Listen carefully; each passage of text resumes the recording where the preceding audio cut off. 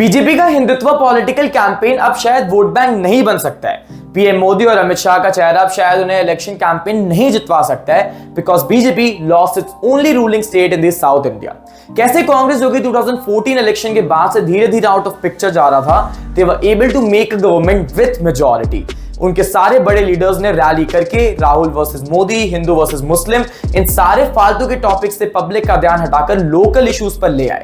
ऐसा क्या नया किया कांग्रेस और राहुल गांधी ने कि पीएम मोदी और अमित शाह के पर्सनली इस इलेक्शन कैंपेन में पार्ट लेने के बाद भी, 20 से ज्यादा रैलीज करने के बाद भी बीजेपी लॉस्ट।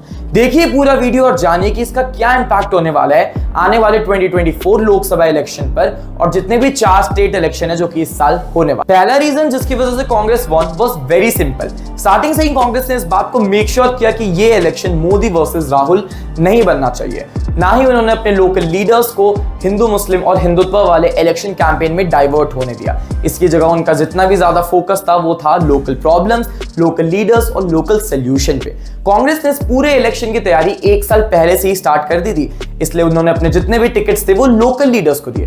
वहीं बीजेपी ने अपने सारे इलेक्शन के टिकट्स न्यू फेसेस को दिए और उन्होंने लिंगायत कम्युनिटी को इग्नोर कर दिया और उनके प्रोमिनेंट लीडर्स को भी। इससे क्या हुआ, लिंगायत कम्युनिटी जो कि एक मेजर वोटिंग शेयर रखती थी कर्नाटका में, उन्होंने अपना सारा वोट कांग्रेस को दे दिया। और तो और कांग्रेस ने स्टार्टिंग से अपना सीएम फेस रिवील करने की कोशिश नहीं की थी, हमेशा एक कंफ्यूजन क्रिएट करके रखा था। इसके साथ उन्होंने अपने जितने भी लीडर्स थे उनको ये बात इंस्ट्रक्ट की कि वो जाके लोकल कम्युनिटी से इंटरेक्ट करे, उनकी प्रॉब्लम समझे और उनका एक लोकल सोल्यूशन दे।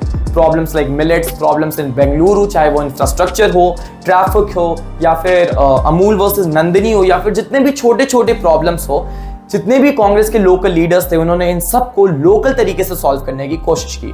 और इसलिए ये एक बाकी पॉलिटिकल पार्टी के लिए भी आई ओपनिंग बात है कि rather than showing the prominent face of your political party, जो प्रोमिनेंट लीडर है आपकी पॉलिटिकल पार्टी का, इट्स बेटर कि आप एक लोकल लीडर को लाए, लोकल कम्युनिटी से इंटरेक्ट करवा के उनकी प्रॉब्लम्स का सॉल्यूशन। सेकेंडली, कांग्रेस का स्टार्टिंग से focus poor section of women community पर रहा है।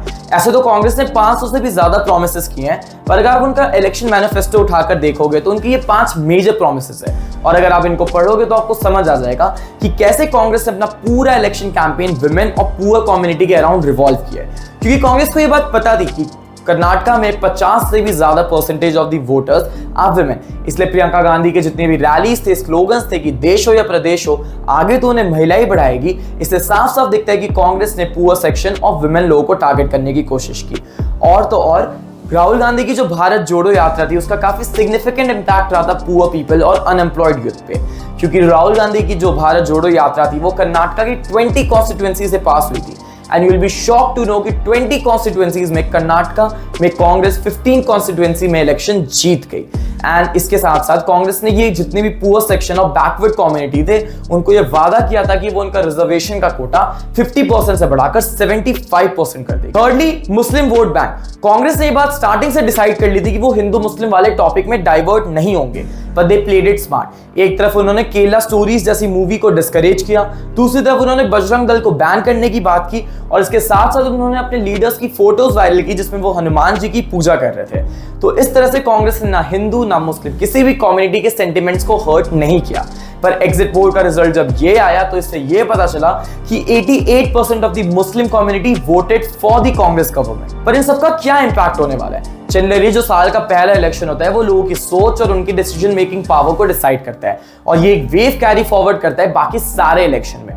To stop this, BJP simply has to stop relying 100% on PM Modi. उन्हें local problems, local communities, local leaders और local solutions पर ध्यान देना पड़ेगा।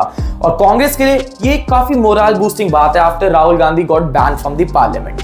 पर ऐसा बहुत बार होता है कि एक पॉलिटिकल पार्टी स्टेट लेवल पर इलेक्शन जीत जाती है, पर जब बात आती है सेंट्रल लेवल पर वो बुरी तरीके से हार जाती है। जैसे 2012 में समाजवादी पार्टी जो कि स्टेट लेवल पर जीत चुकी थी उत्तर प्रदेश में, पर जैसे ही 2014 में लोकसभा इलेक्शन आए वो बुरी तरीके से हार गई। और हमें ये बात अभी भी पता है कि नॉर्थ इंडियन स्टेट्स में बीजेपी की गवर्नमेंट की मेजॉरिटी बहुत ज्यादा है, specially states like Uttar Pradesh. तो शायद लोगों को Rahul Gandhi as a CM face will work but not as a PM face, because at a national level लोगों को अक्सर एक ऐसा लीडर चाहिए होता है जो कि स्ट्रांग हो, जिसकी पर्सनैलिटी काफी वाइब्रेंट हो।